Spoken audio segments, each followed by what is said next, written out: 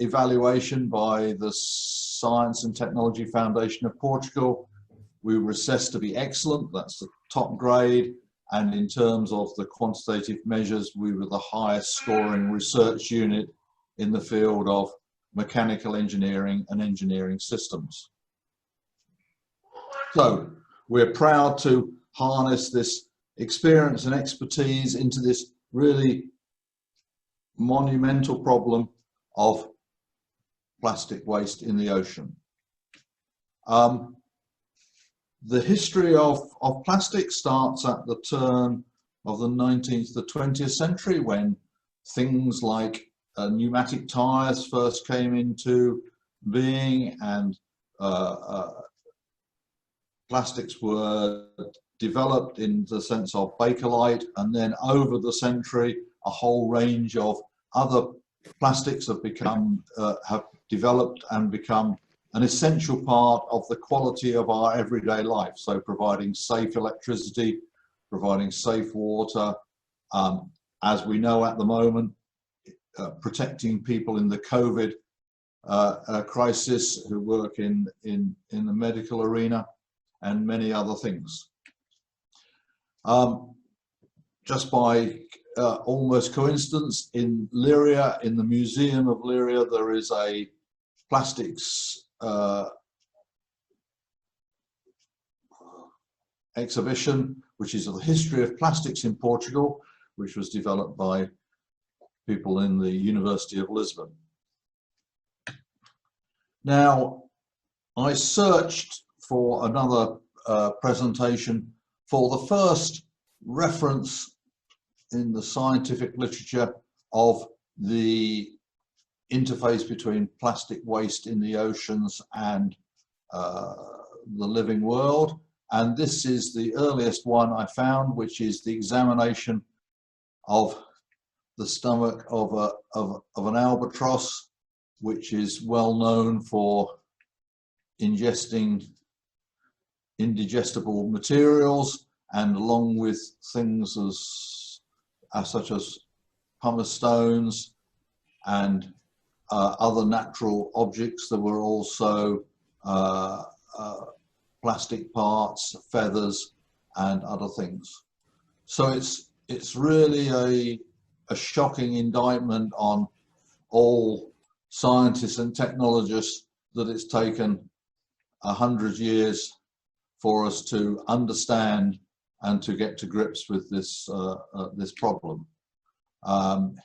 In 2009, there was a special issue of a journal published by the Royal Society in the UK on plastics, the environment and human health.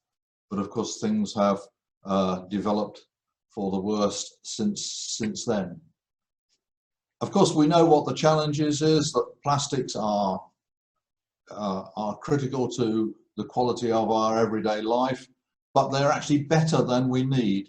And so they don't degrade, they fragment, and so over a period of time, they fragment and end up with microplastics. And the scale of microplastics in the ocean is such that if we were to develop a pump which could filter the ocean to remove the microplastics, there's not enough electricity in the world to run all of the pumps that would be required. So this is a major task. And this is not part of the CircularSeas project, but our focus is on the larger scale plastic and the contribution or the interface with the maritime industries. So we have an impressive array of speakers to get us to take the next step in trying to make a small difference in this very large scale problem. It requires obviously worldwide action, and so I thank all of the speakers for taking the time to be with us today and to contributing their thoughts and ideas to this particular problem. So thank you very much. And now we will move on to the first of our presentations. We're very pleased to welcome Katerina Canales, who's a journalist from TVI, who's seen much of the world. She's reported from Asia and from the front line of fires in Portugal, another environmental problem that CircularSeas has activity in. And she's produced several reports, including the information series Plastics, the New Continent. Katerina, welcome. Thank you so much. Good morning, everyone. Muito obrigada, desde já, por este convite. Obrigada à CircularSeas e gostaria de agradecer-vos este fantástico projeto e este empenho que têm tido, e obrigada por nos reunirem a todos aqui, que é um gosto para mim estar presente. Eu, sobretudo, aqui vou falar um pouco da comunicação e do meu papel e falar da importância e do desafio de chegar às grandes massas com este tema da poluição do plástico e do lixo marinho nos oceanos. É certo que já temos muita informação disponível, já temos muita coisa para ver na internet, já temos muitos documentários, já há vários grupos mais especializados neste tema que todos os dias partilham a informação, mas ela não chega ao grande grosso da população. E eu senti isso, e senti que era necessário passar esta informação, porque ele não chegava em número relevante à sociedade e ao consumidor, ao utilizador do plástico, todos nós em geral. E foi sobretudo isso que me levou a fazer este trabalho, levar o tema às grandes audiências num horário nobre, num horário visto por muita gente, para que conseguíssemos chegar ao maior número de pessoas possível. Primeiro tive essa tomada de consciência enquanto ser individual e depois senti que era um dever cívico tratar este tema e, obviamente, usar o meu trabalho para um bem maior e usá-lo para fazer serviço público, que essa também é uma das nobrezas do jornalismo.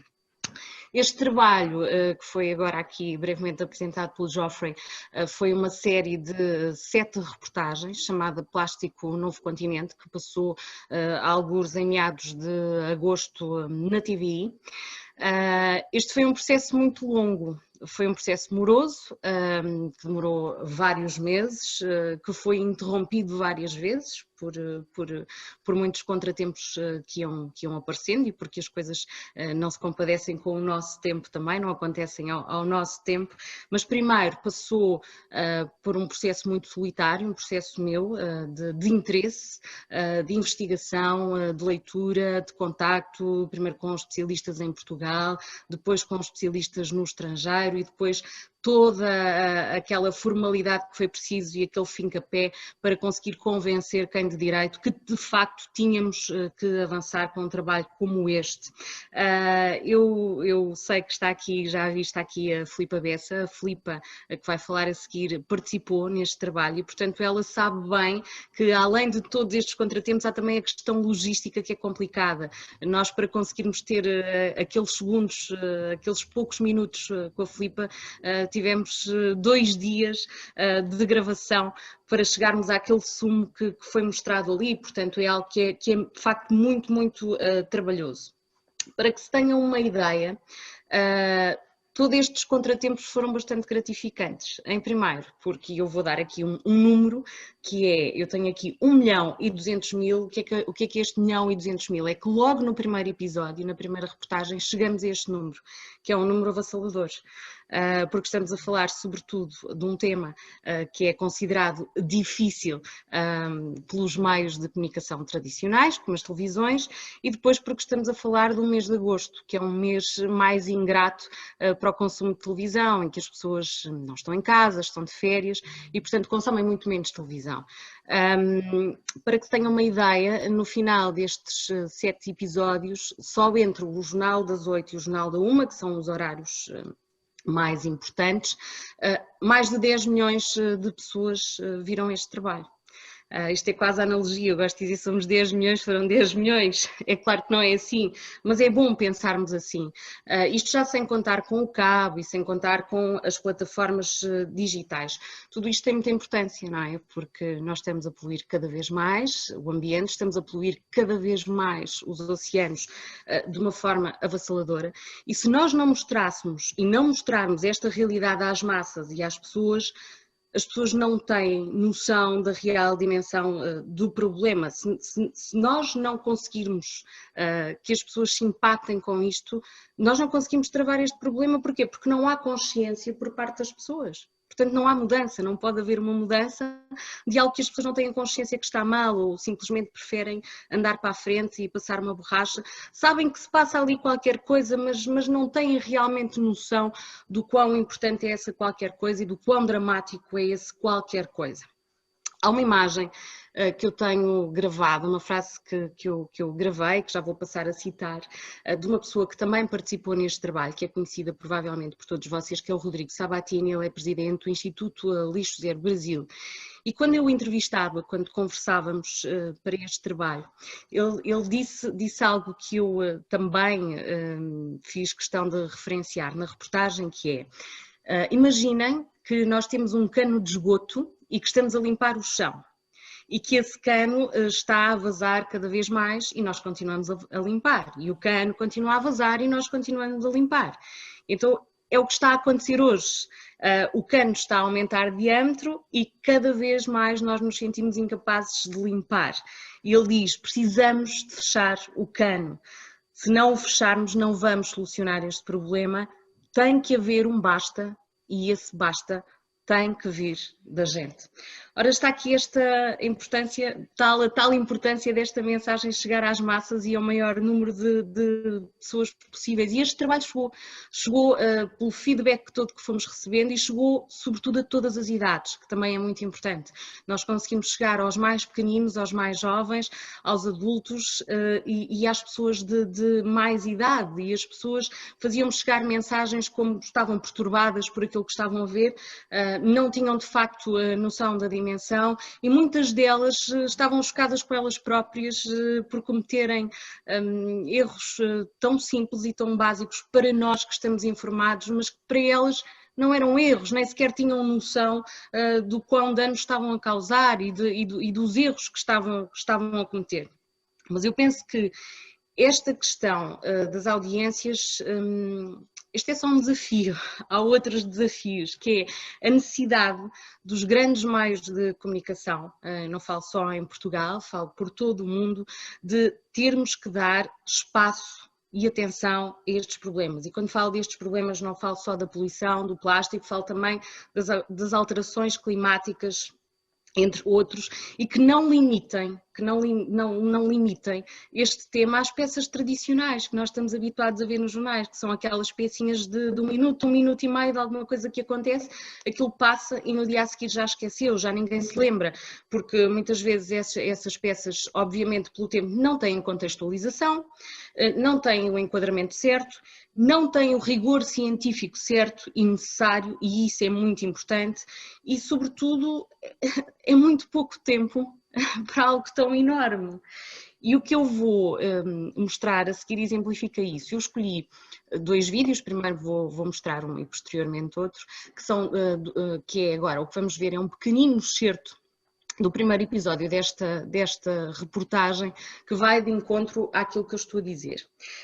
No ano passado, em abril, salvo erro, penso que foi em abril. No ano passado, em Sines, todas as televisões, penso que todas as televisões deram e anunciaram a morte de uma baleia nos areais. Depois dás-me o telefone. Dá-me o telefone. Penso que alguém tem o microfone ligado. Bom, no ano passado, como eu dizia, todas as televisões deram a morte daquela baleia que apareceu na costa alentejana. Mas a questão é que todas ficaram por esse facto. Ok, morreu uma baleia, deu à costa uma baleia morta no Alentejo. A TVI foi a única que deu ou que mostrou um dado relevante. Neste meu trabalho, eu mostrei o destino que teve aquela baleia. porque era realmente muito importante mostrar, sobretudo, o que não foi feito pelas autoridades. E, portanto, eu convido-vos agora a verem este excerto do vídeo e vão perceber a conclusão daquilo que eu estou a dizer.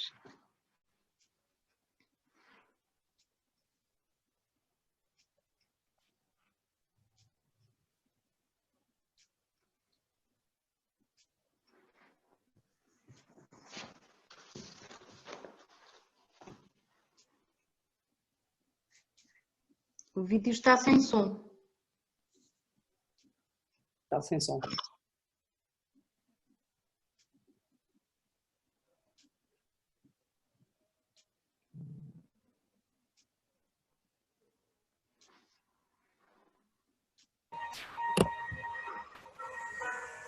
Morreu e as ondas trouxeram aos areais do Alentejo. Tem 20 metros, é um animal ancestral que sempre viveu selvagem neste planeta e está em vias de extinção. O corpo, enorme, gigante e imponente, mete respeito, mesmo morto. Um fim de vida triste e a pressa em fazer desaparecer um dos maiores e mais belos animais do planeta. É como se esta baleia, agora morta, nos tocasse fundo na consciência, a dizer-nos que algo está mal e que o fechar os olhos é o mais conveniente.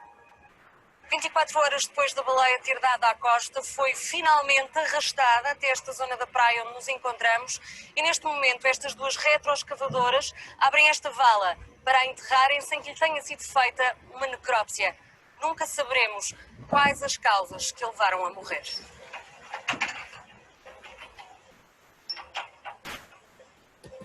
É o desprezo, o enterrar e esconder um problema cada vez mais evidente. E o que seria importante perceber a morte desta baleia.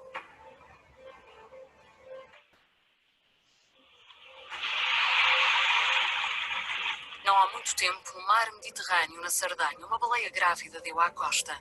O interesse pelas causas da morte mostrou que o animal tinha 22 quilos de plástico dentro do estômago.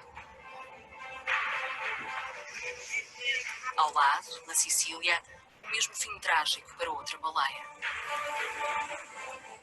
A morte de animais desta dimensão está a acontecer cada vez com mais frequência em locais e mares tão distantes à escala global. Na Finlândia, uma baleia deu à costa por ter engolido mais de 80 sacos de plástico nas águas poluídas do país. Também na Ásia, nas Filipinas, um outro dinossauro dos mares foi encontrado morto com 40 quilos de plástico no estômago.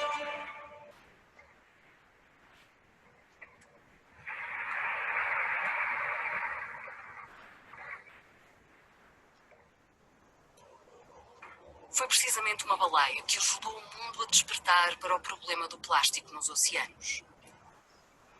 Há momentos e lugares que marcaram a percepção das pessoas e até dos investigadores sobre as reais consequências do lixo plástico nos oceanos. Um dos momentos mais importantes foi em 2017, na Noruega, na ilha de Sotra, a poucos quilómetros da cidade de Bergen. Foi aqui que uma baleia, rara por estas paragens tão a norte, apareceu doente e exausta. Captou a atenção dos cientistas locais. Tentaram salvá-la, mas acabou por morrer. E o estômago revelou uma verdade trágica. Foi morta por plástico, por muitos sacos de plástico. The whale came in here to the bay, and it was obviously that it was struggling. It was weak, bad condition, and some of the village people came here to try to push him out, to let him swim out in the ocean again. And they succeeded, but it came back again. And then they called the fire department, and they came here, and eventually they decided to shoot him. And of course, when they had to shoot the whale, everybody felt that that was a very sad moment.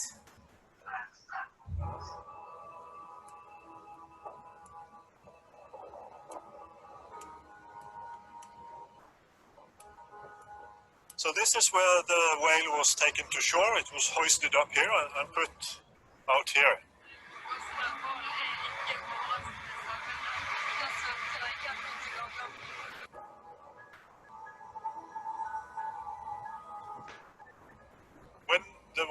had to be killed.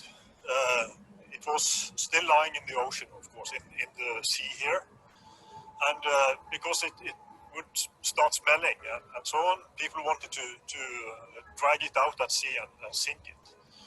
But then when we got interested in it to find out what species it was and so on, then they hoisted it up on shore here, and then we could have a closer look at it. So that was really good to have it up. If they had just dragged it out, you'd never know about this plastic, of course. Foi talvez aqui que o mundo se apercebeu que o plástico mata uma dimensão nunca vista. Esta baleia deu à costa e não foi enterrada ou escondida. This was put up to remember the plastic whale, and it says the plastic whale died here the 28th of January 2017. Dying with the stomach full of plastic, you came with the message about the condition of the ocean, the situation in the ocean. Thank you for waking us up. A Noruega fez mais do que uma placa. O país quis perpetuar este momento trágico. As provas de um mundo que andava distraído estão hoje aqui, no Museu da Universidade de Bergen. Here you see the plastic that we found inside the whale stomach, and there are more than 40 pieces of plastic. Most of them quite large. Some of them about 2 meters long, and some smaller plastic. Já está. Penso que o essencial está aqui. There's some ice. Eu vou pedir ao Renato que pode tirar e depois convido quem não viu a ver o resto da reportagem. Ora, aqui nós percebemos o quão importante foi fazer a necrópsia àquela baleia, porque aquela baleia pôs este tema no centro das atenções no panorama global. Do panorama global da informação. Todos os mídia em todo o mundo anunciaram a morte desta baleia, as consequências da morte desta baleia. E houve aqui um acordar. Os noruegueses, e não só, dizem que há um antes e um depois da baleia de plástico. Foi assim que ela ficou conhecida. Eu acho que neste ensinamento é relevante nós percebermos uma coisa. O mais importante é não esconder e sim mostrar. Este é que é o caminho, não esconder e sim mostrar. Porque nós, mostrando a realidade às pessoas, só assim é que conseguimos uma ação, como eu dizia. Conseguimos uma ação dos consumidores, conseguimos uma ação dos governantes, conseguimos uma ação da indústria, conseguimos uma ação de todos nós. Só assim é possível continuar. E foi precisamente por mostrar estes vídeos, porque nós não mostramos sofrimento gratuito de animais. O que eu mostrei aqui foi precisamente a realidade e foi precisamente por mostrar que tivemos um feedback tão incrível por parte de muitos pais, e isto é muito importante, de muitos pais que nos fizeram chegar vídeos, fotografias, que nos fizeram chegar testemunhos, que fizeram questão de colocar as crianças pequenas, estamos a falar algumas de crianças pequeninas, sem ler e escrever, em frente à televisão, a verem aquelas imagens tão diferentes dos filmes da Disney a que estão habituados, e perceberem a realidade, e muitas delas a chorar e a perguntarem, mas porquê é que estes animais estão a morrer? Porquê é que nós estamos a mandar lixo para o mar? Porquê é que nós estamos a matar animais? E esta geração é a geração do futuro. Estas crianças serão os decisores da amanhã. Isto é muito relevante e é muito importante. Eu queria deixar aqui bem específico, e deixei isto ao longo da reportagem. Esta não é uma guerra contra o plástico, não foi isso que eu fiz. O que eu mostrei são as consequências e a realidade de toda esta situação que está errada. Nós não estamos aqui a diabolizar o plástico é um material nobre, nós precisamos dele, usamos-lo todos os dias, desde o nosso cotidiano, desde a ciência à saúde, não é isso que está em causa. Aqui o grande alerta foi sobretudo mostrar em que condições está neste momento o planeta e fazer as pessoas alertar para o grande problema. E o grande problema aqui é a má utilização que nós damos a este material, a utilização desmesurada que lhe estamos a dar, de dimensões tão desproporcionais, e a forma como estamos a descartar o plástico de uso único. E logo por aqui temos o nosso maior erro. E este sim é o nosso grande problema, um dos nossos grandes problemas, e onde deve estar o foco, esta questão de comportamento, esta questão de mentalidade, realidade e que necessita de educação. Há exemplos tão simbólicos que todos nós damos todos os dias para que as pessoas entendam a questão da palhinha. Nós usamos a palhinha meia dúzia de minutos para beber um sumo, um cocktail, seja o que for.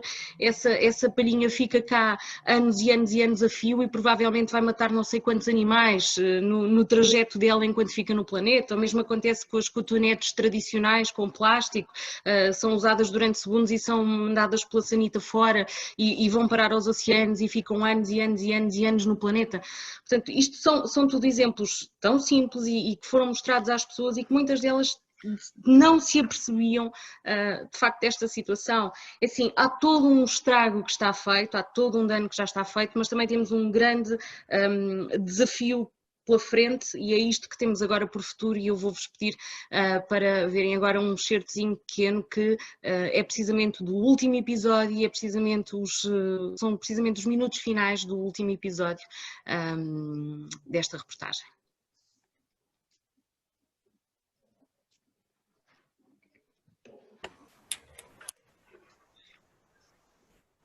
Vou pedir o som. Final, neste trabalho de muito tempo, pratos ou copos de plástico. O centro político da Europa é o ponto final neste trabalho de muito tempo, 7 países, 4 continentes e 2 oceanos. Saio daqui com um sinal de esperança, mas sinto que aos poucos pode morrer muito deste planeta e parte de nós. Plastic pollution is directly related to climate change. Our dependence on plastics contributes to climate change and global warming. Os dias são cada vez mais estranhos.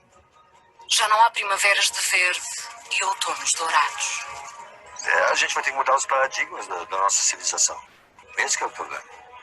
O problema é muito mais sério do que o plástico. O plástico, como eu disse, a gente é um sintoma da doença. Os fogos são cada vez mais rápidos e mortais. A chuva é pouca e quando cai é muita.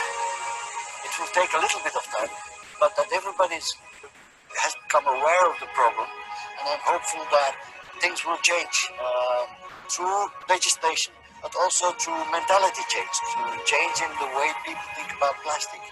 As tempestades sopram cada vez mais perto. E é necessário mudanças nas questões políticas, nas questões empresariais, mas é também necessário fazer a mudança dentro de nós. É necessário fazermos essa mudança na nossa casa, na nossa família, com os nossos amigos. O gelo derrete lá longe e o granizo cai maior aqui. Os animais morrem e desaparecem do nosso mundo e do planeta. I have big hopes for the future. I think that people are able to respond to things like this when they see how big this problem actually is.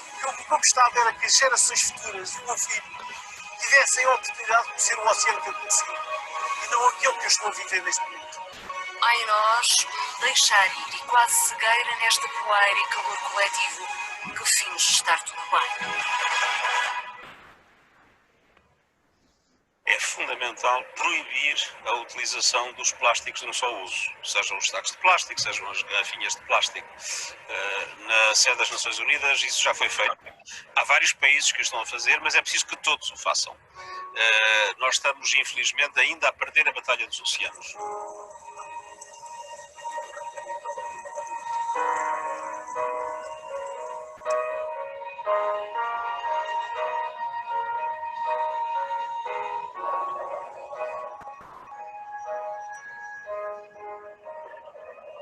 Em apenas 30 anos, desapareceram 40% das espécies animais, quase metade das que viveram no mundo. Que planeta é este que estamos a deixar? Foi a pergunta que vezes sem conta me deixaram no ar. O momento de agir é agora.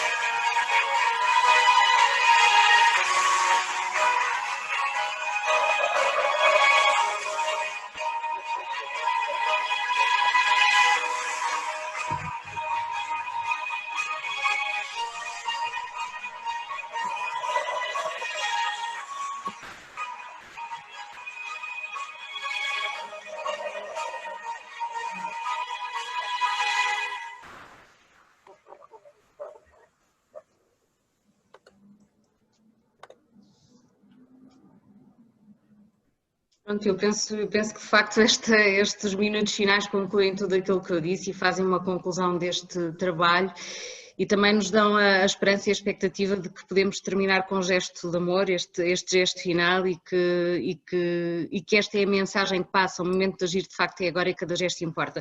Eu não me vou alongar mais porque o tempo é escasso, passa muito rápido, sobretudo quando estamos a falar de algo que é tão apaixonante para nós e que nos preocupa tanto, mas eu queria só em jeito de conclusão terminar a acrescentar a algo que foi aqui dito pelos investigadores, pelos cientistas, pelos ativistas, pelos líderes governamentais, como vimos, algo que foi dito por alguém que é também um exemplo para todos nós, o Sir David Attenborough, que nos diz que a palavra-chave, a keyword que falta à humanidade é sabedoria. E como ele diz, precisamos de sabedoria para dar a volta a estes e a outros grandes falhanços do ser humano. Muito obrigada a todos por me terem ouvido, foi um gosto estar aqui. Catarina, muito obrigado. Obrigada. Yes.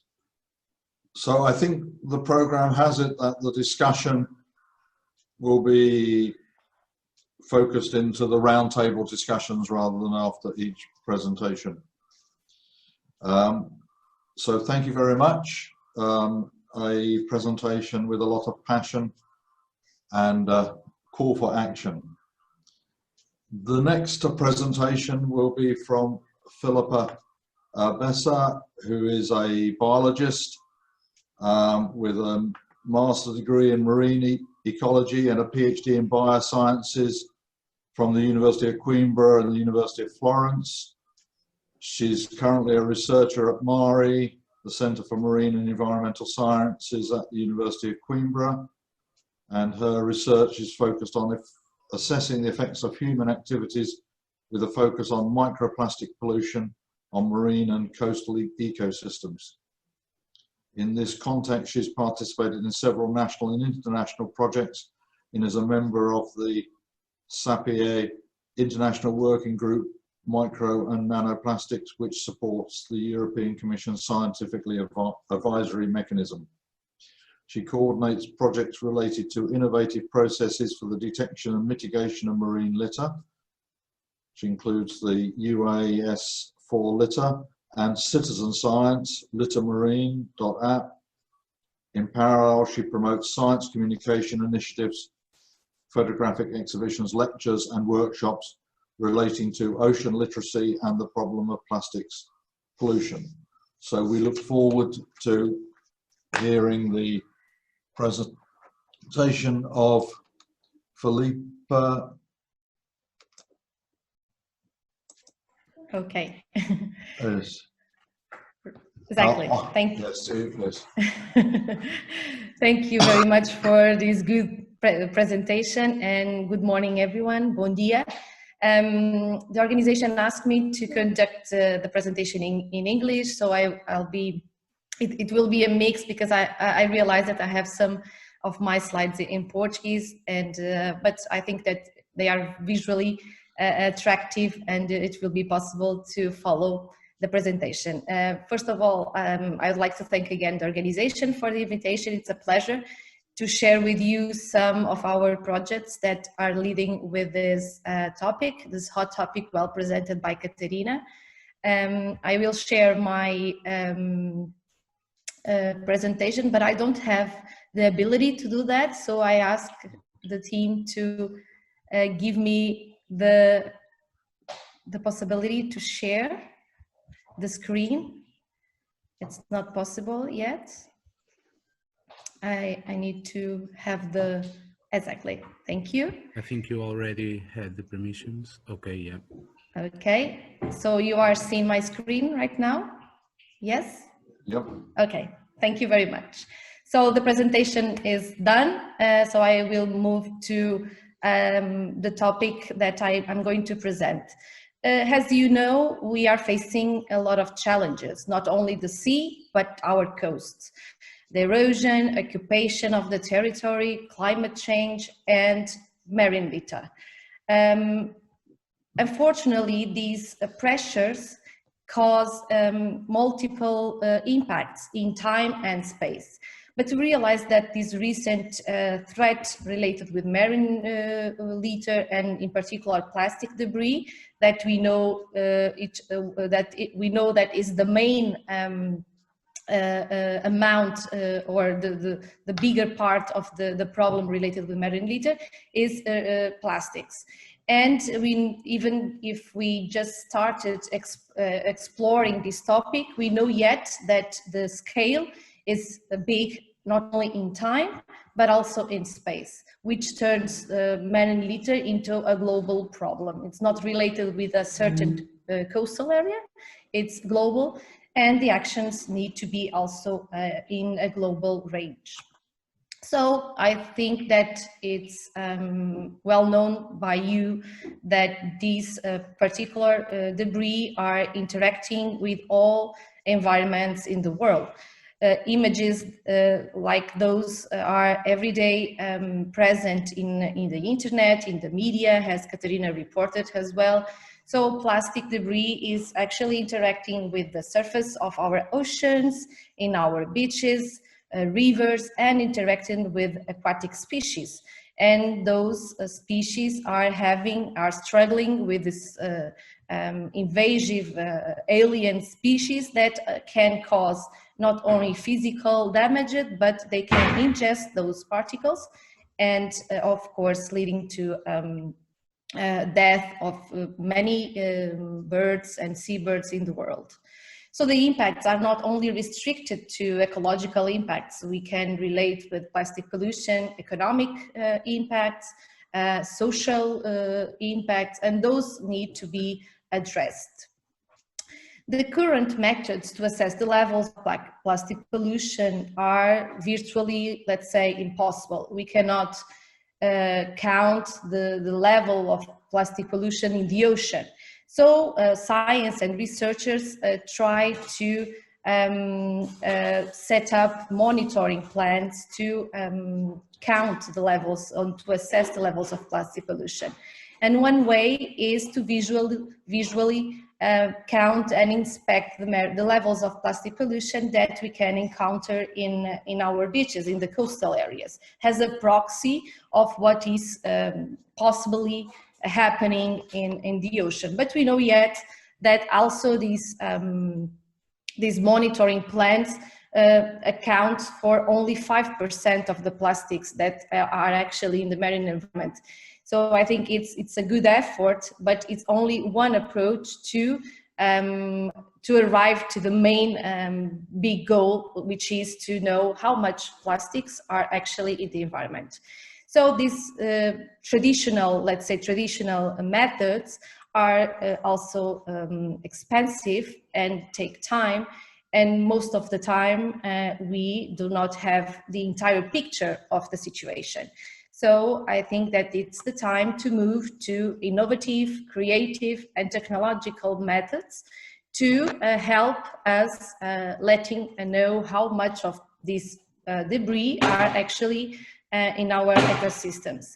That's why we developed two types of projects. That the main goal is to give us some insights regarding those levels. So I will going to shortly present you two projects that we are working in Portugal. The first one is the use of drones to map marine litter on coastal areas. And the second one is a citizen science project. We see that actually our beaches have huge amounts of plastic debris. In this short video, you can see how our drone can give us a short and fast vision of the problem. And what is the goal of this project that we are working in a multidisciplinary way with researchers from 3 institutes and with different know-how and areas, research areas. And the broad goal of this project is to develop a low-cost integrated system based on the use of drones, as I said, And the study site is located in the center of Portugal, in Figueira da Foz, in different beaches with different levels of marine pollution. We call it a rural area, which is a beach, the cleanest beach that we have in the area. And urban beaches located close to the mouth of the estuarine areas, receiving considerable amounts of or potentially arriving from the river, and industrial beaches which are located close to an industrial area. And we saw that can also receive a contribution from these anthropogenic sources. So we want to test how those equipments are performing the mapping and the identification of marine litter. And the second goal, and the more detailed one, is to also develop a software that can integrate those images and automatically detect marine litter. We are in this particular time working on this part, not only the testing of different softwares, but also to at the end we want to set up this software in an open source, in an open way, to let people also be able to do that. The project has a website for those that are more interested in knowing the details. I will ask you to take a look of our results. We have already several publications. I'm not going into detail on all these publications. I'm going just to give you some insights and some details of the main results that we are having. We can actually detect in a good way bigger objects on the beach. We can map in different with different performances and different low-cost drones, a good representation of what is happening on the beach. We also integrate the levels of plastic pollution with other areas like geomorphology, machine learning, also photogrammetry. In particular, we detect also marine litter in coastal dunes. Coastal dunes are actually areas and sensitive habitats, so it's important to protect those areas and not interfere with the integrity of these habitats. So the drones can give us a short and non-invasive method to assess marine litter. So in short, what are the main advantages of using these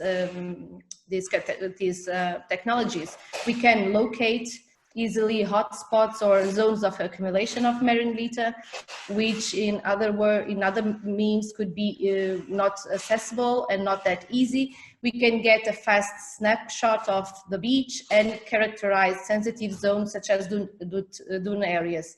In the lab or in the compute, we can set and produce marine litter maps, as those that are presenting here, with all the categories, and we can automatically already detect some of them.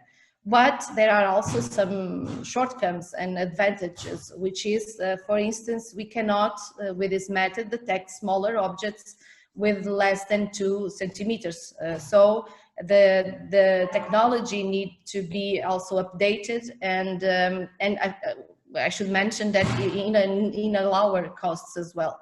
So these are the main results that we have, and if you want to know more about that, you can check in our website. The second project is a citizen science project, which is called lixomarinho.app, which stands for marinelitter.app. Where the main goal of this small project is, this is a collaboration also with the Portuguese Marine Litter Association and researchers from MARE, and we want to provide a tool to help people letting us know how many items of marine litter are in our beaches. So the approach is very simple. This is a project, those are the people and the institutes related with the project. the main goal is to give, we have this website, which is also an app with all the categories or the most common categories that we can find on the beach.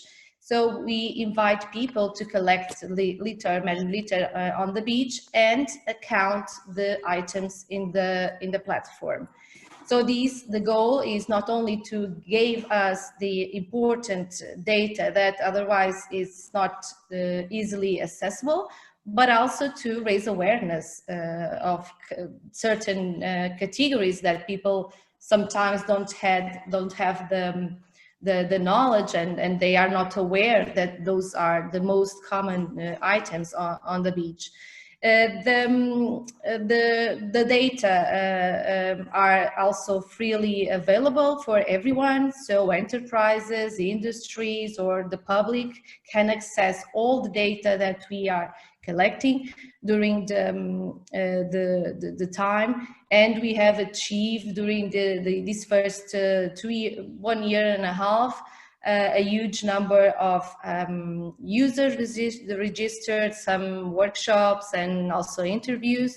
We have a good number of items registered in the platform, and we did an exercise recently comparing our results with the official results. The official results stands for those collected during the official environmental agency of Portugal that conduct marine litter counts on, I think, 9 beaches of Portugal.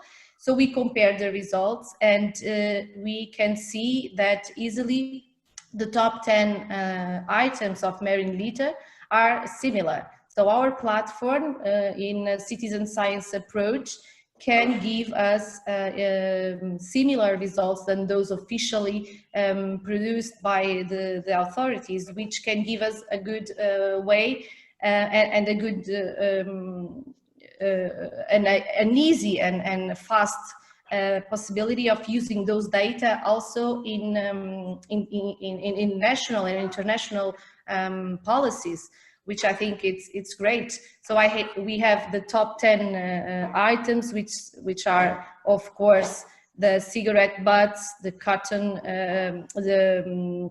the small plastic pieces. Actually, the top 10 are all plastics. Even if marine litter stands for all fabric or categories, actually plastics are the main category of marine litter detected. So those are actually those initiatives have always the goal of embrace and engage people, from the small kids on the schools. We actually used to during the summertime invite organizations and schools to perform cleanup events and use our app. So it's in this way we can have contact with them, and we can provide information and scientific efforts, but also together we can clean the ocean, which is the final goal of all these initiatives. So now I'm also happy to share with you all this information, and I'm available for any questions or comments that we have. Thank you for your attention.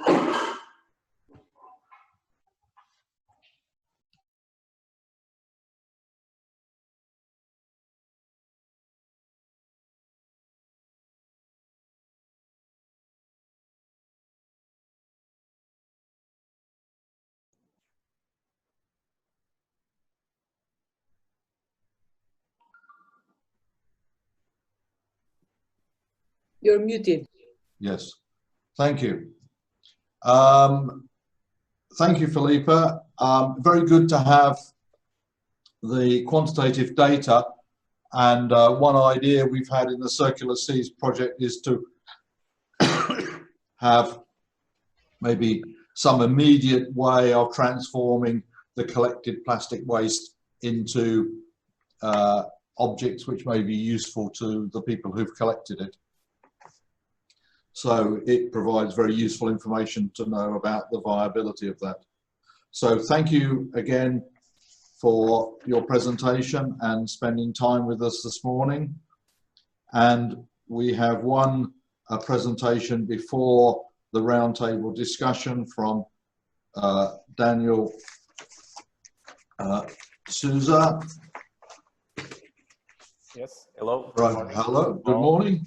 So he's a graduate in computer engineering and currently General Director of Periplast, which is a company based in Leiria, and he has worked in Angola and is currently, for the last 4 years, been the Director General of Periplast. And I know at CircularSeas we've had some close projects and activity with him. So we look forward to your presentation. Thank you. Periplast is an extruder company, a company that makes machines for plastics. First, I would like to thank Mr. Professor Artur Mateus, who is supporting us in development of the extruder that we are going to present, and for inviting me for this presentation. As you were saying, I lived in Angola, and I saw with my eyes giant environmental disasters. All the plastic that were in the streets goes directly to the sea. When it rains, everything goes directly. And we only have one ocean. That's why I think that us and the European Union must put our greatest effort into places where the trash has no treatment at all. I think these countries still are putting a lot of plastic in the seas, and there's a lot of things to do starting from the beginning. Okay, here we have in Portugal and in Europe so many successful cases of circular economy. The problem, I think, it's not about the use of the plastics, but when you put it after the use. So right here in front of my company, I have a company that's called Danosa that receives package of fish boxes that transport fish boxes and recyclate and makes plates for isolation of the houses. I think there's a lot of very good examples. Now I will pass to my presentation. Okay, I will share my screen. I think is this one.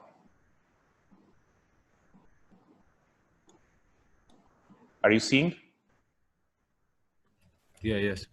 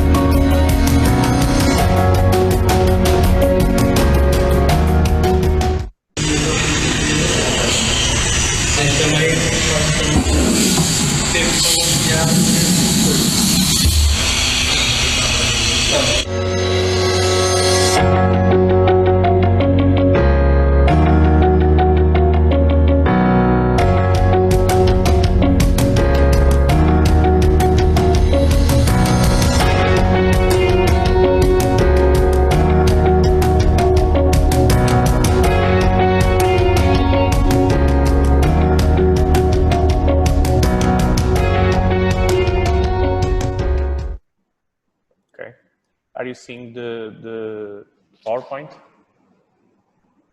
Hello? Yes. Yes? Okay. I'm here to present solutions for using plastics for printing large objects. We have been in the last 2.5 years with another R&D project that is called Add Additive, and with CircularSeas to develop one machine, one or more than one, but the one that I'm going to present, one of them, to use plastics and different type of plastics to print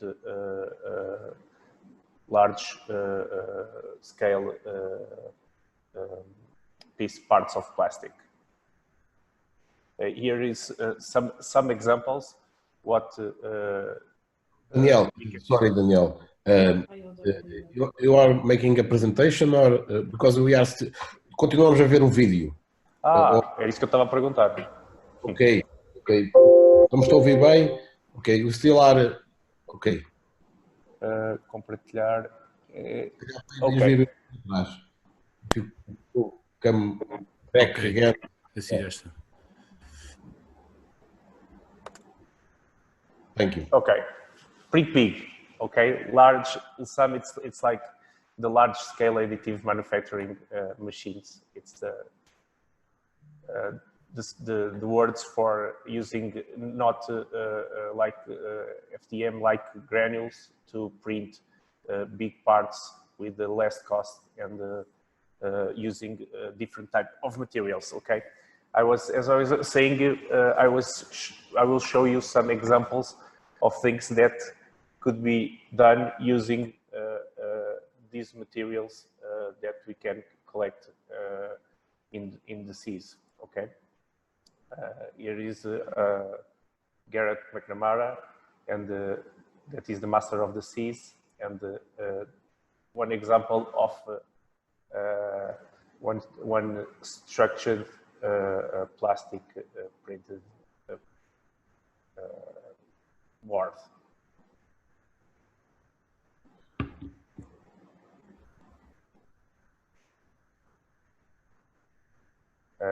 Another example of the use of the plastics using this type of printing.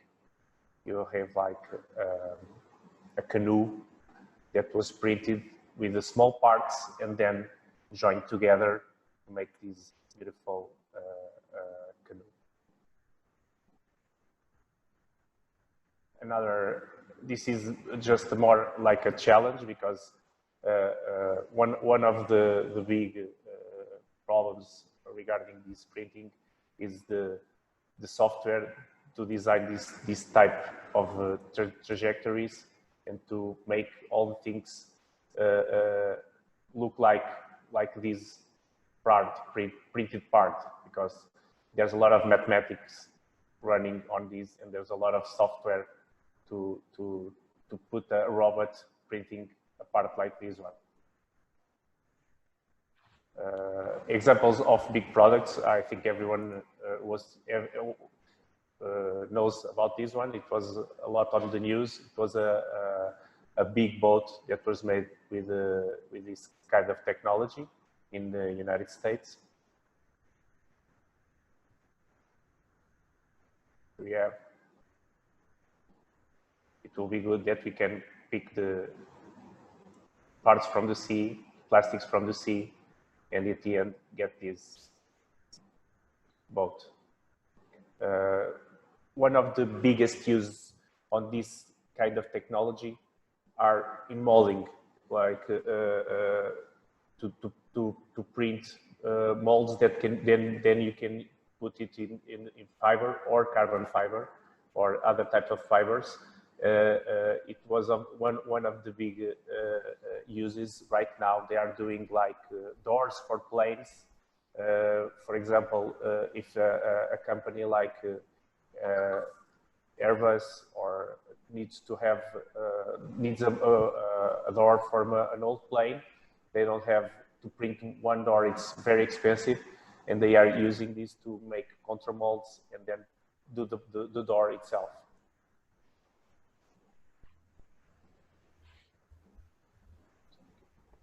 An example, this is the contour mold from a mold from a boat, but after printed, you can see here all the layers, one by another. It was miled in every part. Is something that we are working right now with our project, is to use the robot and then change the tool and mile.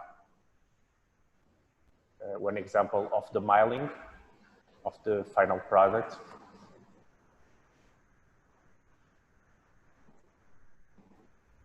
This is one example of the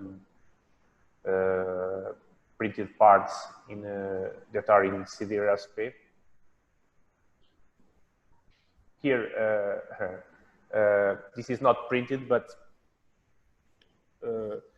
as a extrusion machine manufacturer, one of the greatest, one of the biggest use of the plastic without many treatments like washing. That is something that normally the recycles do. This is one type that we call it lumber, like the lumber, like the wood, but is lumber plastic.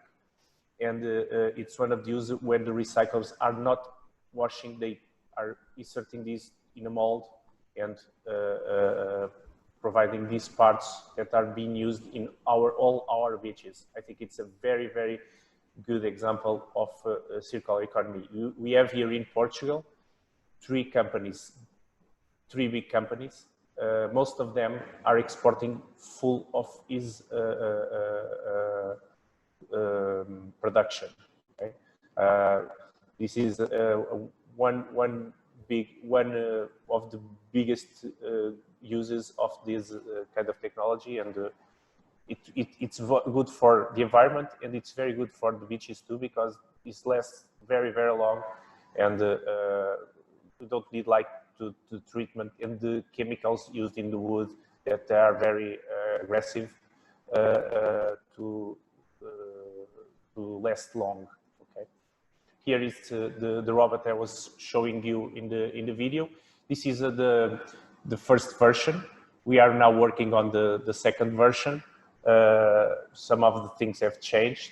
I can explain you here. It's the computer software that controls just the extruder, and then you have here the feeding, okay, and then the robot as itself is own software.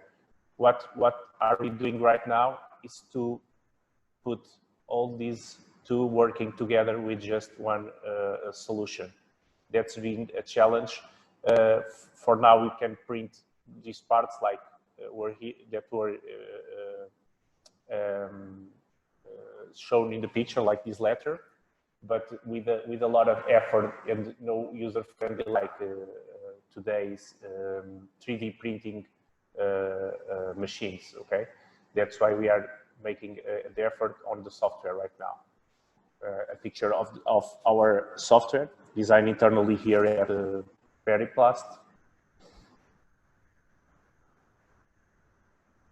And future projects, future developments of this kind of solution, like continuous printing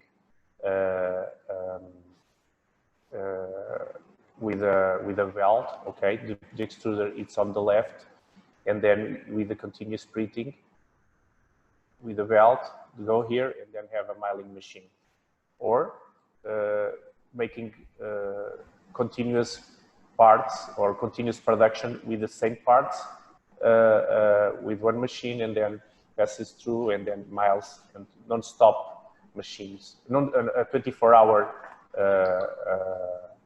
machine. Okay, this is some examples of the layer distribution the challenge that we're facing on the software are regarding to put textures inside, to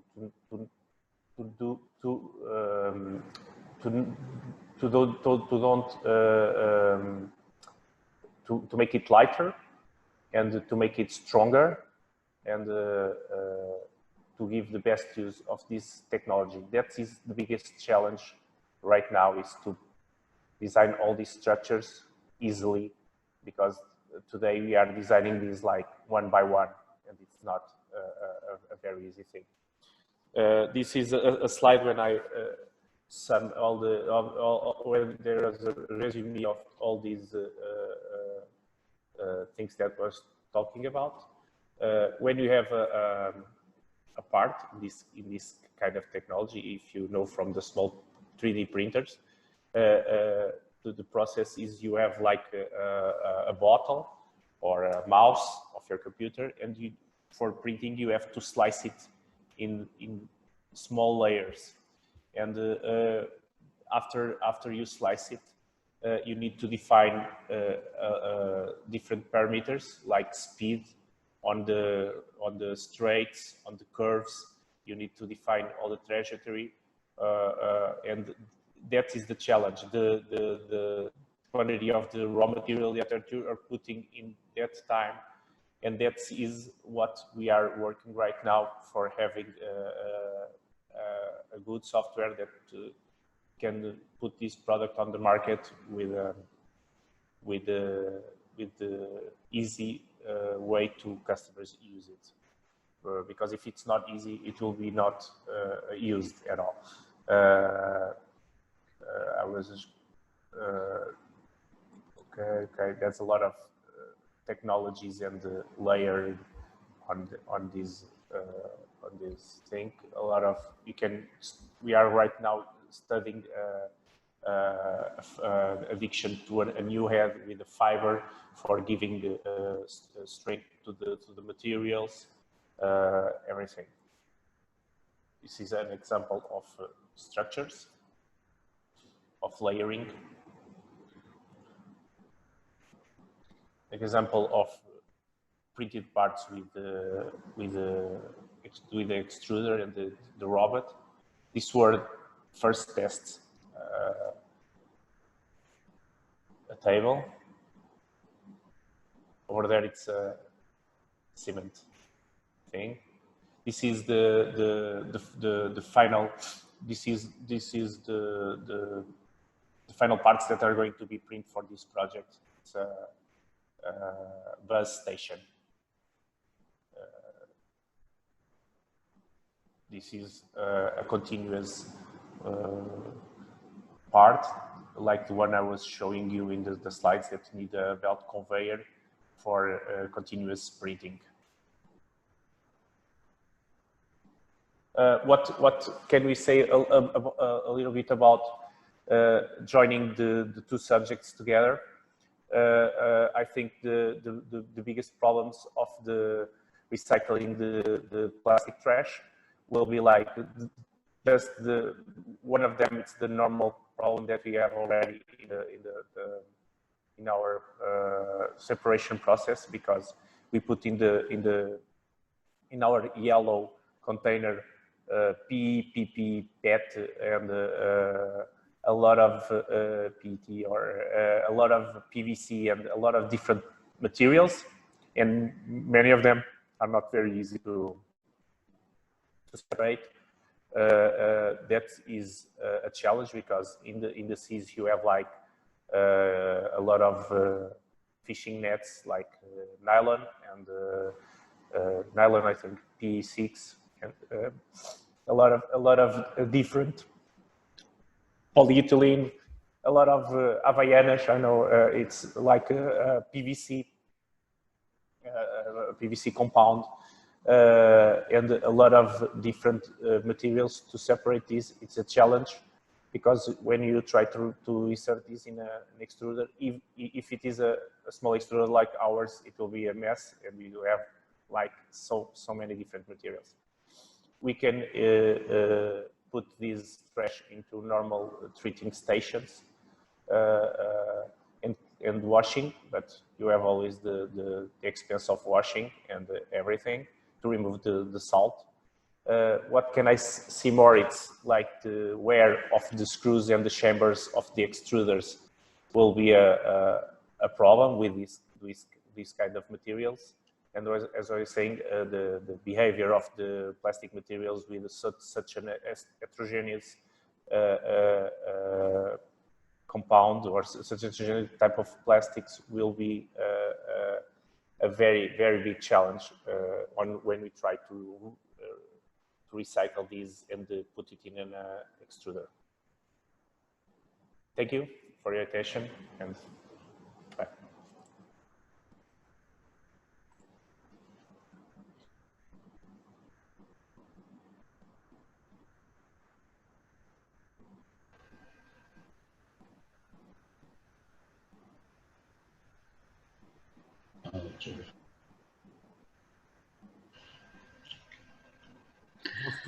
The microphone.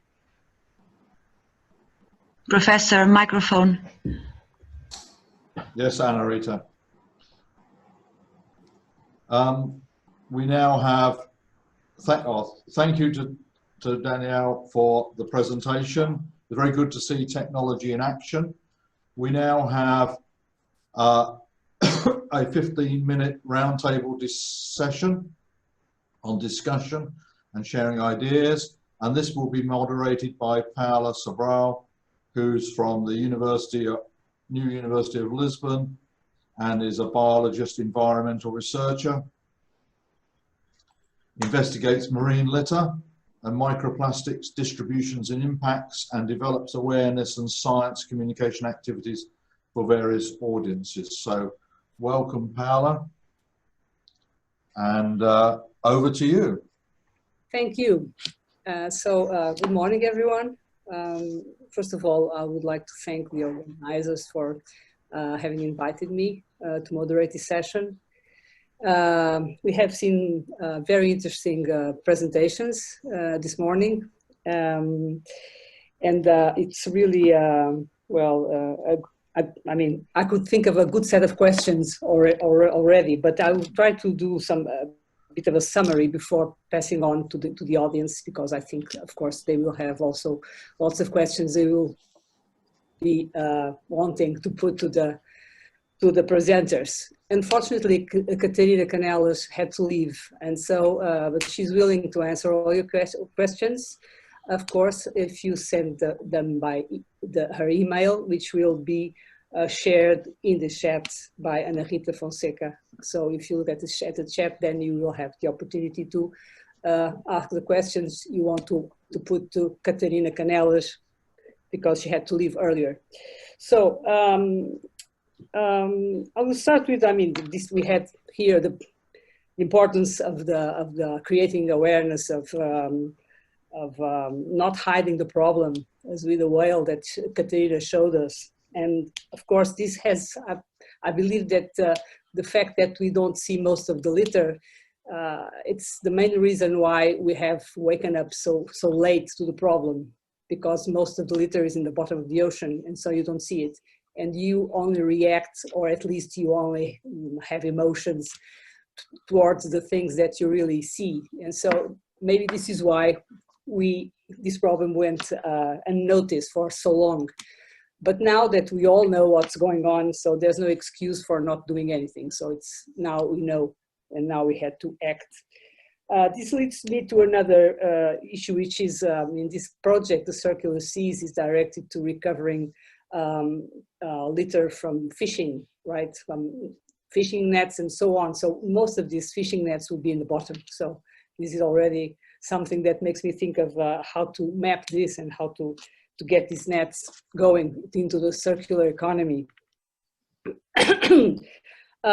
Also, we had this very important technology using new tools to map marine litter, detect accumulations, low cost, maybe interesting for municipalities who can recover the litter easily.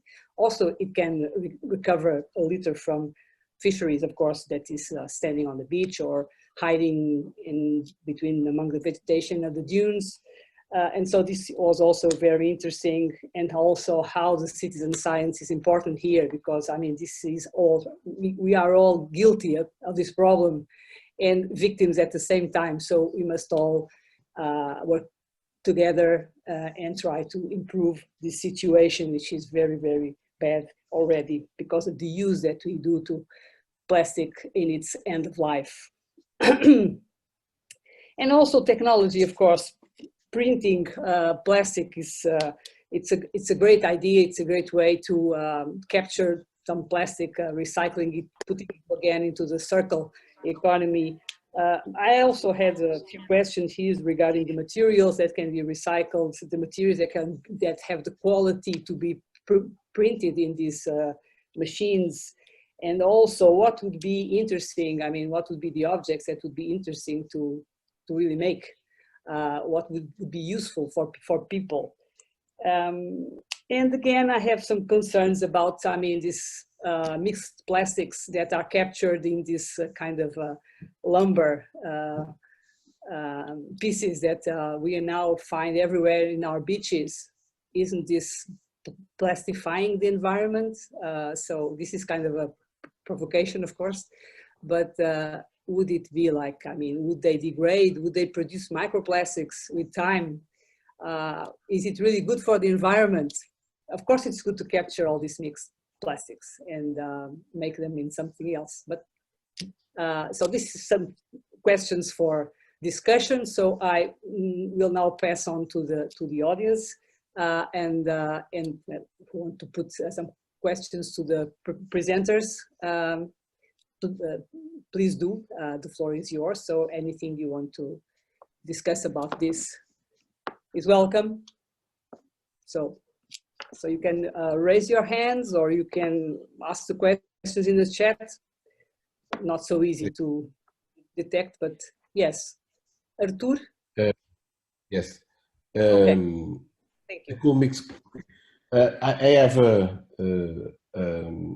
two questions. One for Filipa Bessa and another one for Daniel. And I have like a challenge for Catarina. She's not here, but she will be very happy to answer all the questions by email that I share with you. Yes, but I will also, I think that is important, I will also share with you what I'm thinking to send to her.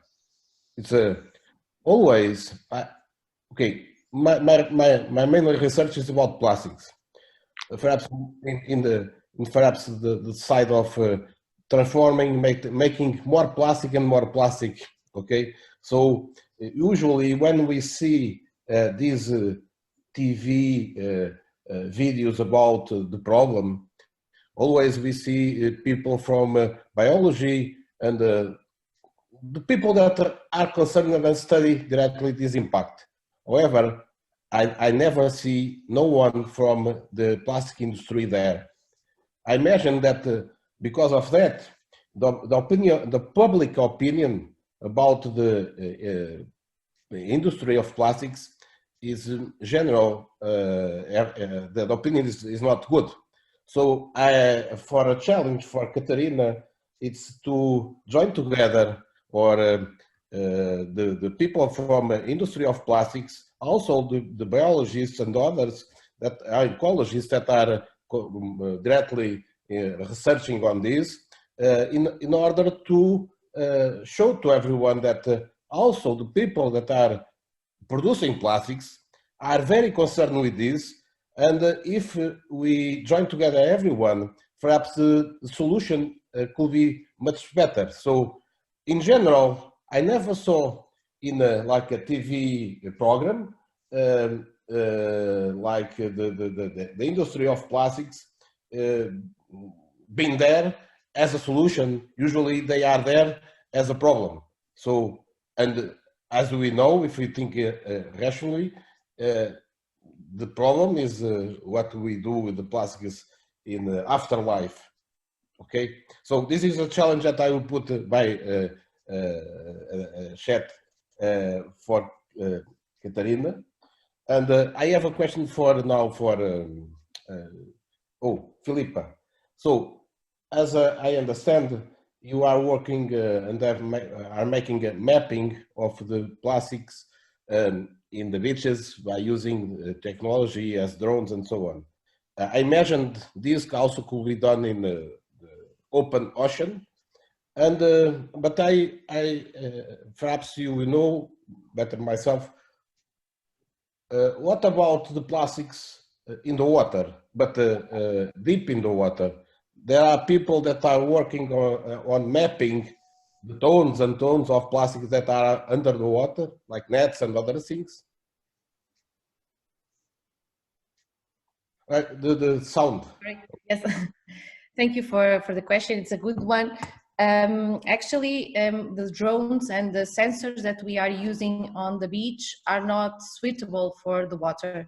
They are, well, this is a technical issue, but actually for the water, we need different sensors and different cameras to detect the plastics. To my knowledge, I'm not aware that there is any project dealing with mapping on the seafloor, which is the big issue actually, because as you mentioned it, most of the plastic sinks and they are on the seafloor. I know that there are some, at least tentative projects to use satellites also to detect plastics from the ocean. I'm not aware if any are actually working yet. There are proposals, there are several proposals, international proposals. We are also involved in some of those proposals to detect plastics in the ocean, which is not easy. And for sure, the technologies and to involve in those detections should be also improved. What we have in the market nowadays just solve some of the problems, because even in the beach, it is really hard to identify plastics from the images that we get from the drones. So it's not, even for that, it's not easy. Some objects are also trapped on the beach, on the sand, so we cannot clearly identify if it is an object or other things. So I think that the technology and the industries, as you mentioned, should be part of this equation. They are not a problem, they are actually the solution. And they need to work with us to tackle the problem of plastic pollution, for sure. Okay, thank you. So, sorry, but I only need to ask, one more question, but to Danielle. Okay. Danielle, because you are like you make machinery for plastics, it's only I need from you a short opinion, but like a very short opinion. The plastics that are in the ocean are contaminated with several things. Okay, the plastic contaminated the ocean and the ocean with salt and other things. So do you think really that in this plastic could be used really in products in like an economic way, or is very difficult? I don't think Danielle is here. Oh. He has no camera anyway, so I don't really know. Okay, so then I will ask you directly, okay? Later. Thank you very much. Okay, thank you, thank you. Now I have this Raquel, I have raised her hand, Raquel Gaião Silva. So please go ahead. Hello, everyone. Thank you all for the great presentations. So my question, I have two questions. One is related to the management of the waste and the recycling of the products. So I'm a marine biologist. I know a little bit about waste, but I don't know how entirely how the distribution works in Portugal and in other countries.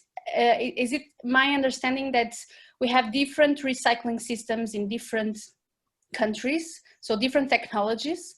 And my question is how hard, and I think it's for all of you, maybe you are the specialists and the people that deal with these issues every day, how difficult it is to standardize this technology, to understand what are the technology that is more effective in recycling the most plastic, because I understand also that some plastics are not recyclable. How is this a possibility? Do you think this cooperation would be difficult? Is it legally possible? So I wanted to know your thoughts about it. My second question is about the circularity of these plastics. Paula Sobral said that one question that she made, and I think it was not answered yet, was about these mixed plastics that are being, reused and is being reused to other plastics that maybe can damage the environment. So my question here is, how can we assess the impact that these new plastics that are coming from reusing plastic has the impact that has in nature, in biodiversity, and how can we recycle it? Where do we put it when we use this plastic? Where should we put it? Should we put it back in the yellow bin or not? And also, this also comes back to a third question. Sorry, I have three questions. That is about bioplastic. I think it was not mentioned here. It's a new kind of plastic that is being, created out of also waste. And I think in terms of circular economy, it's very interesting. Out of waste, for example, from shrimps or algae. This is also a new kind of material that we are creating, and we don't know how to manage it yet, because we don't know in which conditions it will decompose. We don't know in which bin to put it. So yeah, these are my question here is, why is this happening? Why are we creating new materials that can be actually very interesting in terms of sustainability, but then we don't know, we are not working, I think, maybe you are, working on how to manage this and how to create a new bin for bioplastic, or new ways of putting in the right place. So thank you for this opportunity. So would anyone like to answer these three questions? Yeah. Jeffrey? Okay, yeah. Okay, so three very pertinent questions. With bioplastics, bioplastics have the biggest impact on the carbon footprint because we're using materials, for example, in CircularSeas, we have projects which are looking to use, for example, waste leaves from pineapple plants to generate high performance fibers. So this is using material which is already produced, not in competition with a food crop, but which at the moment is thrown away or burned or ploughed back in.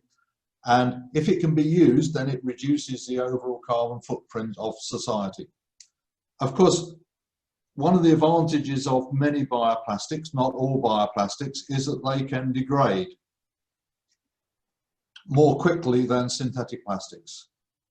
Now, the advantage of, there's no point doing the degradation in the sea, because that's just going to pollute the sea with the degradation products of bioplastics. So it's probably better than microplastics or plastic bags, but it's still not the ultimate goal. And one objective with bioplastics is to produce material that can be degraded within each person's own space. So for people who have a garden, they can have a compost, and this material can be composted and it degrades in a way in which it's in a controlled environment, and then the composted waste can be used to improve the quality of the soil in the garden. There are also municipal composting facilities, but these aren't very widespread. I don't know of any in Portugal, but these are just coming on stream. So I think, in a sense, bioplastics is a business opportunity to solve the problem of our sorrow when we see the wildlife eating plastic bags, but it's not really a solution. If we take the case of the recycling, which was the first part of the question, mixed plastics is the majority of plastics. It's very easy to recycle polyethylene terephthalate bottles, as widely used for water and for carbonated drinks.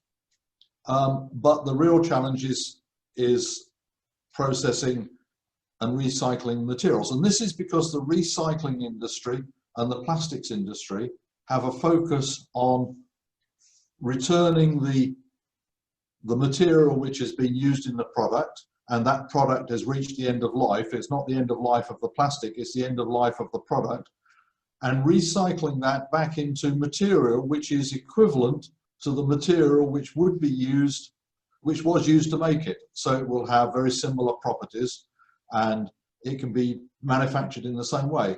I think myself, this is the first step in an evolution of a recycling system, right? We will have future evolutions to come in which we don't have that ambition and we look to recycle the material more directly as mixed plastics, as a filler material, and where it will come.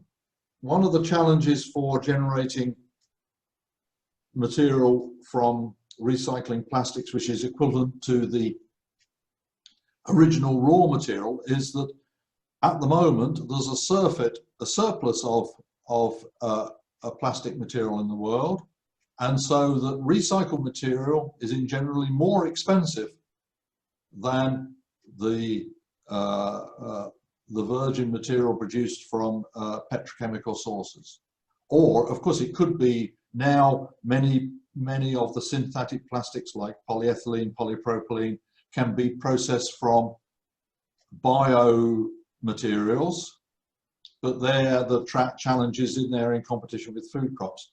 And so I think in recycling, there isn't an optimum, there isn't a best practice, a best process, because we haven't evolved the technology and the science to efficient scale. People are still arguing about the value of adding oxidants, which promotes fragmentation of plastics, so they no longer have the large scale shape they had, but they still, of course, that then eventually gets into the soil or into the ocean, and you have the microplastics problem.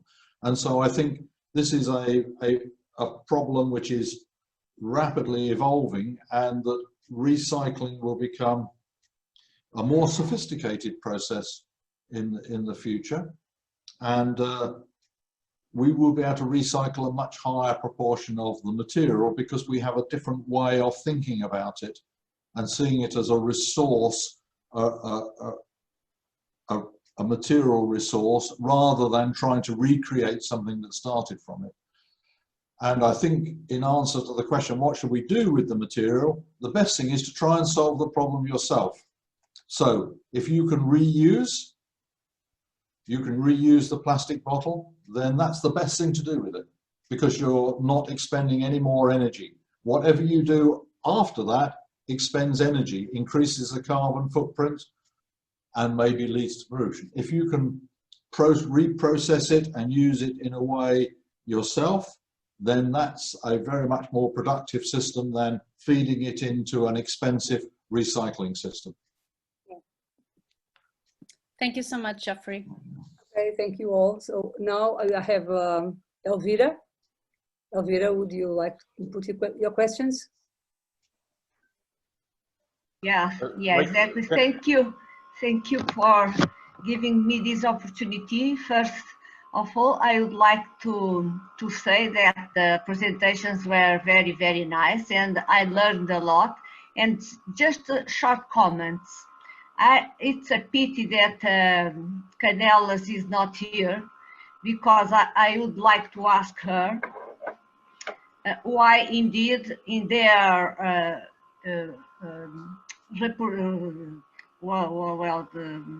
how can I say, the TV reports in TV, I think the message was a little bit biased, because she only talked about the problems of plastics, pollutions of plastics, and indeed I think it would be necessary to involve other actors like the industry, because this kind of meetings, this kind of debates and discussions are indeed very, very needed.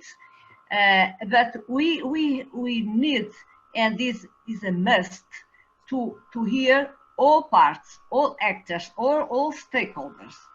And this is my criticism to her report. Another thing is, I am very, very concerned as well when in these reports I see to connect the plastics problems with the global warming. This is absolutely unbelievable because, as Katarina told, the general public are not aware about what plastics are. So I think it's our responsibility to inform correctly and appropriately the people. So it's just a short comment. And I think the discourse of the other colleagues here in this workshop are very, very useful, are very nice and very informative. So this is only what I would like to tell. Please, when we are talking about plastics, I ask everybody that would not be biased, you know. So I think it's my main message, because it worries me a lot. Thank you, Elvira. Thank for you. your comments. I do think now that the industry is part of the solution. Yes. The industry will be part of the solution. Not when the problem started, of course, but I also think that now there are several platforms that gather all the industries and the recyclers and all these phases of the processes, like the Portuguese Pact for Plastics. And I think they are working towards being part of the solution of making better packaging, better designed packaging for recycling, and really, I mean, into what will be the circular economy in the future. So I think there is hope that things will change. And of course, I do agree that we must hear all the stakeholders, of Yes. course. But it's true also that there is a problem now in the ocean that has to be solved. And this problem in the ocean starts in land. So really, I mean, we do have to hear everyone. Yeah. So I will now, I don't think there's anyone more questions. No one. I have to answer one question. Oh, you have a question. Okay. No, You didn't no, raise your hand. I was out and Professor Artur Mateus asked me a question. Yes. And he was asking me if it's economical viable to get the plastic from the seas and to transform it into a product. Right now, all of us pay a lot of taxes to get the trash collected, separated, and even the recycles are paid sometimes to pick that part of the trash. Not all of them. If it is a good part, they will pay, but if it's not, they have the entity like the Ponte Verde entity will pay the recycles today to get this trash. If they guarantee they will transform it to a product or into something, okay? If they guarantee they're going to recycle, not to put in the oven or to put it in the land, okay? If they guarantee this, they will pay them to stay with the trash. I think in the seas the policy must be must be equal. Probably there will be an entity that can manage to pay the collectors and then sell the trash or pay to them to get the trash. Even we, like as citizens of the European Union, must fund these type of projects. It will be one of us, not the European community, because they don't have money.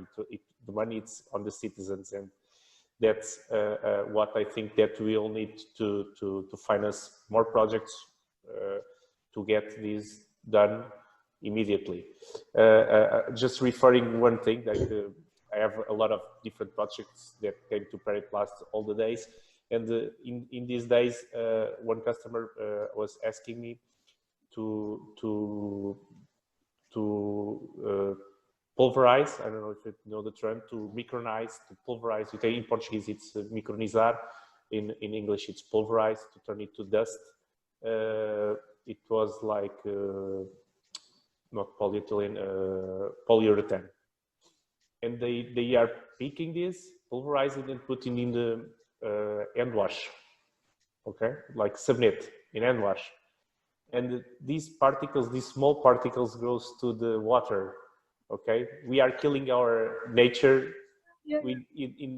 In Europe, doing products that will give us troubles in the future, and not in the future, but today. And we cooperate with this. Even now, we are doing things like, because microplastics, we can get plastics from the sea, but to get microplastics, like Jeffrey was mentioning, it will need all the pumps in the world, all the electricity in the world to get this. I think that's the message.